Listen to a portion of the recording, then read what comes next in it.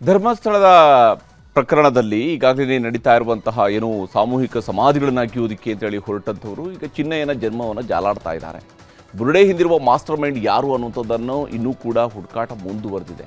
ಇದರ ಬೆನ್ನಲ್ಲೇ ಸೌಜನ್ಯ ಕೇಸ್ ಕೂಡ SIT ಅಂಗಳ ತಲುಪಿದ್ದು ಸೌಜನ್ಯ ತಾಯಿ ಪ್ರಕರಣದ ಮರು ತನಿಖೆಗೆ ದೂರು ಕೊಟ್ಟಿದ್ದಾರೆ ಮತ್ತು ಚಿನ್ನಯ್ಯನನ್ನು ಮಂಪರು ಪರೀಕ್ಷೆಗೆ ಒಳಪಡಿಸಬೇಕು ಅಂತ ಕೂಡ ಮನವಿ ಮಾಡಿದ್ದಾರೆ.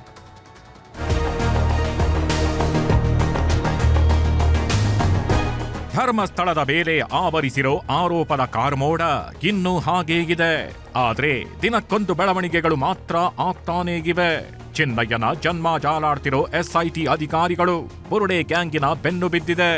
ಮಾಸ್ಕ್ ಮ್ಯಾನ್ಗೆ ಮ್ಯಾರಥಾನ್ ಡ್ರಿಲ್ ಮಾಡ್ತಿರೋ SIT ಮಾಸ್ಟರ್ ಮೈಂಡ್ ಯಾರು ಅನ್ನೋ ರಹಸ್ಯ ಭೇದಿಸೋ ಕೆಲಸಕ್ಕೆ ಕೈ ಹಾಕಿದೆ. ಧರ್ಮಸ್ಥಳದಲ್ಲಿ ಬಗೆದಷ್ಟು ರಹಸ್ಯಗಳು ಬಿಚ್ಚಿಕೊಳ್ತಿವೆ. ಸಾಕ್ಷ್ಯ ಕೊಡ್ತೀನಿ ಅಂತ ಬಂದಿದ್ದ ಚಿನ್ನಯ್ಯನೇ ಆರೋಪಿ ಸ್ಥಾನದಲ್ಲಿ ನಿಂತಿದ್ದಾನೆ. ಹೀಗಾಗಿ ಈ ಬುರುಡೆ ಗ್ಯಾಂಗ್ನ ಮಾಸ್ಟರ್ ಮೈಂಡ್ ಯಾರು ಅನ್ನೋದರ ತನಿಖೆಗಿಳಿದಿದೆ SIT. ಇನ್ನು A1 ಆರೋಪಿ ಚಿನ್ನಯ್ಯನ ಮಾಹಿತಿ ಗೌಪ್ಯವಾಗಿಡೋದಕ್ಕೆ SIT ಅಧಿಕಾರಿಗಳು ಕೋರ್ಟ್ ಮೆಟ್ಟಿಲೇರಿದ್ದಾರೆ. ಜೊತೆಗೆ ಗ್ರಾಮ ಪಂಚಾಯಿತಿ ಅಧಿಕಾರಿಗಳಿಗೂ ವಿಚಾರಣೆ ಬಿಸಿ ಮುಟ್ಟಿಸಲಿದ್ದಾರೆ. ಚಿನ್ನಯ್ಯನ ಬಗ್ಗೆ ಮಾಹಿತಿ ನೀಡದಂತೆ ಬೆಳ್ತಂಗಡಿ ಕೋರ್ಟ್ಗೆ SIT ಅರ್ಜಿ ಸಲ್ಲಿಸಿದ್ದು ದೂರು FIR ಸೇರಿ ಇತರೆ ಮಾಹಿತಿ ಗೌಪ್ಯವಾಗಿಡಲು ಮನವಿ ಮಾಡಿದೆ. ಜೊತೆಗೆ ಧರ್ಮಸ್ಥಳ ಗ್ರಾಮ ಪಂಚಾಯಿತಿಯ ಅಧಿಕಾರಿಗಳ ವಿಚಾರಣೆ ಮಾಡಲು ಮುಂದಾಗಿದ್ದು ದಾಖಲೆಗಳ ಸಮೇತ ಬರುವಂತೆ ಮಾಜಿ ಅಧ್ಯಕ್ಷರು ಸಿಬ್ಬಂದಿಗೆ ಸೂಚನೆ ನೀಡಿದೆ. SIT ಅಂಗಳಕ್ಕೆ ಸೌಜನ್ಯ ಕೇಸ್. ಚಿನ್ನಯ್ಯ ನೀಡಿದ್ದ ಒಂದೇ ಒಂದು ಹೇಳಿಕೆ ಈಗ ಸೌಜನ್ಯ ಪ್ರಕರಣವನ್ನ SIT ಅಂಗಳಕ್ಕೆ ತಂದು ನಿಲ್ಲಿಸಿದೆ. ಚಿನ್ನಯ್ಯನ ಹೇಳಿಕೆಯನ್ನೇ ಮುಂದಿಟ್ಕೊಂಡು ಸೌಜನ್ಯ ಹೆತ್ತವರು ದೂರು ನೀಡಿದ್ದಾರೆ.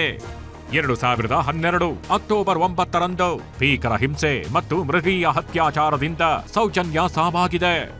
ನಿಜವಾದ ಅಪರಾಧಿಗಳನ್ನ ಹಿಡಿಯಲು ಪೊಲೀಸರಿಗೆ ಈವರೆಗೂ ಸಾಧ್ಯವಾಗಿಲ್ಲ. ಸೌಜನ್ಯಾಳ ಅತ್ಯಾಚಾರ ಕೊಲೆ ಬಗ್ಗೆ ಚಿನ್ನಯ್ಯನಿಗೆ ತಿಳಿದಿದ್ರು ದೂರಿನಲ್ಲಿ ಉಲ್ಲೇಖಿಸಿಲ್ಲ.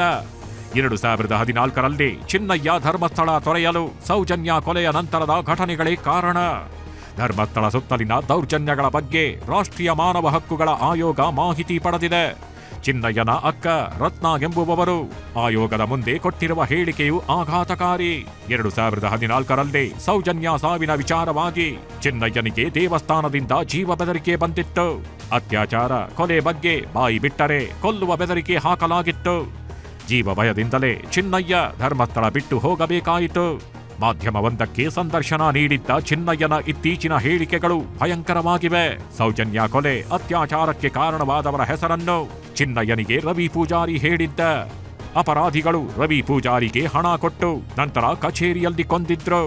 ಸೌಜನ್ಯ ಸಾವಿನ ಬಗ್ಗೆ ಯಾರಿಗಾದ್ರೂ ಹೇಳ್ತಾನೆ ಅನ್ನೋ ಕಾರಣಕ್ಕೆ ರವಿ ಪೂಜಾರಿಯನ್ನ ಕೊಂದ್ರು. ಸೌಜನ್ಯ ಮೃತದೇಹ ಸಿಕ್ಕ ಸ್ಥಳದಲ್ಲೇ ಹಲವರನ್ನ ಹೂತಿರೋದಾಗಿ ಚಿನ್ನಯ್ಯ ಹೇಳಿದ್ದಾನೆ. ಹೀಗಾಗಿ ಮೊದಲು ಚಿನ್ನಯ್ಯನನ್ನು ಮಂಪರು ಪರೀಕ್ಷೆಗೆ ಒಳಪಡಿಸಬೇಕು.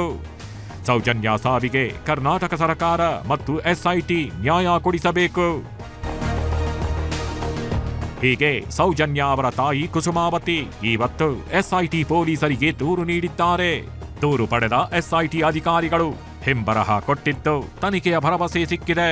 ಈಗ ಸೌಜನ್ಯ ಕೇಸ್ಗೂ ಮರುಜೀವ ಬಂದಿದ್ದು ತನಿಖೆ ಯಾವ ದಿಕ್ಕಿಗೆ ಹೋಗುತ್ತೋ ಗೊತ್ತಿಲ್ಲ. ಅನನ್ಯ ಭಟ್ ಕೇಸ್. ಕಂಗಾಲಾದ ಸುಜಾತಾ ಭಟ್. ನನ್ನ ಮಗಳು ಅನನ್ಯ ಭಟ್ ನಾಪತ್ತೆಯಾಗಿದ್ದಾಳೆ ಅಂತ SITಗೆ ದೂರು ನೀಡಿದ್ದ ಸುಜಾತಾ ಭಟ್ಗೆ ತಾವು ನೀಡಿದ್ದ ದೂರೇ ಬೌನ್ಸ್ ಬ್ಯಾಕ್ ಆಗೋ ಹಾಗೆ ಕಾಣ್ತಿದೆ.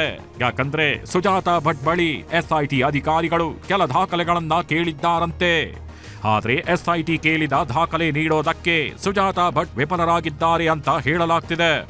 ಒಂದು ವೇಳೆ ಸುಜಾತಾ ಭಟ್ ದಾಖಲೆ ನೀಡದೇ ಇದ್ದಲ್ಲಿ ಅಧಿಕಾರಿಗಳು ತಮ್ಮ ವಶಕ್ಕೆ ಪಡೆಯುವ ಸಾಧ್ಯತೆ ಇದೆ.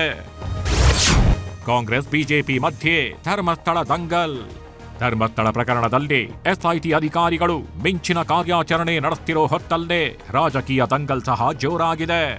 SIT ತನಿಖೆಯ ಬಗ್ಗೆ ಮಾತನಾಡಿದ ಬಿಜೆಪಿ ರಾಜ್ಯಾಧ್ಯಕ್ಷ BY ವಿಜಯೇಂದ್ರ SIT ಹುಚ್ಚಾಟವನ್ನ ಎಲ್ಲಿಯವರೆಗೂ ನಡೆಸ್ತೀರಾ? ಅಪಪ್ರಚಾರ ಮಾಡ್ತಿರೋರ ಮೇಲೆ ಯಾಕೆ FIR ಹಾಕ್ತಿಲ್ಲ ಅಂತ ಕಿಡಿಕಾರಿದ್ರು. ಇದಕ್ಕೆ ಧ್ವನಿಗೂಡಿಸಿದ ಕುಮಾರಸ್ವಾಮಿ ಈ ಸರ್ಕಾರಕ್ಕೆ ಮಂಜುನಾಥ ಸ್ವಾಮಿಯೇ ಶಿಕ್ಷೆ ಕೊಡ್ತಾನೆ ಅಂದ್ರು. ಬಿಜೆಪಿ ನಾಯಕರ ಆರೋಪಕ್ಕೆ ಸಚಿವ MB ಪಾಟೀಲ್ ಆಕ್ರೋಶ ಹೊರಹಾಕಿದ್ರು. ಶಕ್ತಿಗಳ ವಿರುದ್ಧ, ದುಷ್ಟ ಶಕ್ತಿಗಳ ವಿರುದ್ಧ ಯಾವತ್ತೂ ಒಂದು ಕೇಸು ಕೂಡ ನೀವು ಬುಕ್ ಮಾಡಲಿಲ್ಲ ರಾಜ್ಯ ಸರ್ಕಾರ. ಆದರೆ ಹಿಂದೂ ಭಾವನೆಗಳಿಗೆ ಧಕ್ಕೆ ಬರ್ತಕ್ಕಂಥ ಅಪಪ್ರಚಾರ ನಡಿಬೇಕಾದ್ರೆ ಅವ್ರ ವಿರುದ್ಧ ಕೇಸ್ ಹಾಕಬೇಕು, ಅವ್ರನ್ನ ಅರೆಸ್ಟ್ ಮಾಡಬೇಕು ಅಂತೇಳಿ ಯಾಕೆ ಕಾಂಗ್ರೆಸ್ ಸರ್ಕಾರಕ್ಕೆ ಅನ್ನಿಸ್ಲಿಲ್ಲ? ಹಾಗಾದರೆ ಸರ್ಕಾರಕ್ಕೆ ಮುಂದಿನ ದಿನಗಳು ಮಂಜುನಾಥ ಸ್ವಾಮಿಯ ಏನೋ ಒಂದು ಶಿಕ್ಷೆ ಆಗಬೇಕು, ಆ ಶಿಕ್ಷೆಯನ್ನು ಮಂಜುನಾಥ ಸ್ವಾಮಿ ಕೊಡ್ತಾನೆ ಅಂತಕ್ಕಂಥದ್ದು ನನ್ನ ಅಭಿಪ್ರಾಯ. ಬಿಜೆಪಿಯವರು ಕೂಡ SITಯನ್ನು ಸ್ವಾಗತ ಮಾಡಿದ್ದಾರೆ. ಮುಂದೆ ಈಗ ರಾಜಕಾರಣ ಮಾಡ್ತಾ ಇದ್ದಾರೆ. ಅಲ್ಲೇನೂ ಸಿಕ್ಕಲಿಲ್ಲ, ಏನೂ ಆಗಲಿಲ್ಲ. ನಾವು ಅದೇ ಪ್ರಾರ್ಥನೆ ಮಾಡ್ತಿದ್ದಲ್ಲ, ಸಿಕ್ಕು ಏನೋ ತದಾಗಬಾರ್ದಪ್ಪ, ಹೆಸರಿಗೆ ಕಳಂಕ ಬರಬಾರ್ದು, ನಾವು ಪ್ರಾರ್ಥನೆ ಮಾಡ್ತಾ ಇದ್ದೀವಿ. ಒಟ್ನಲ್ಲಿ ಧರ್ಮಸ್ಥಳ ಪ್ರಕರಣಕ್ಕೆ ದಿನಕ್ಕೊಂದು ಟ್ವಿಸ್ಟ್ ಸಿಕ್ತಿದ್ದು. ಇದು ಎಲ್ಲಿಗೆ ಬಂದು ನಿಲ್ಲುತ್ತೋ ಕಾದು ನೋಡಬೇಕು. ಗಣೇಶ್ ಸಾಯಿಬರಕಟ್ಟೆ ಜೊತೆ ಕಿಶನ್ ಶೆಟ್ಟಿ, ನ್ಯೂಸ್ 18 ಮಂಗಳೂರು.